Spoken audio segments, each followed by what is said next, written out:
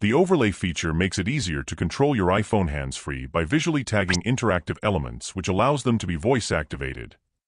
It requires that voice control on your iPhone be turned on. I'll cover that first. Voice control is not part of Siri. It's a separate accessibility feature that lets you control your entire device with spoken commands.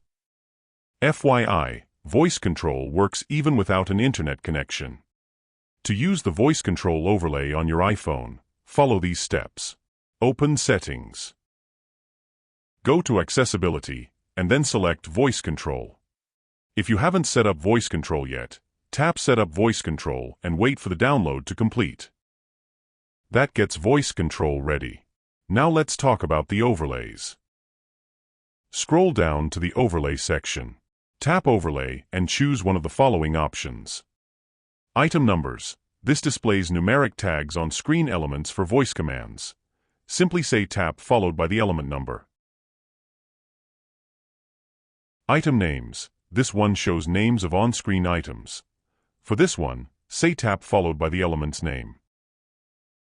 And finally, Numbered Grid. This last one displays a grid overlay to select specific screen areas. Once enabled, the overlay stays visible across apps, helping you interact with your iPhone. It's as simple as saying commands like tap 14 or tap photos. To hide the overlay, say commands like hide grid or hide overlay, or select none in the overlay settings.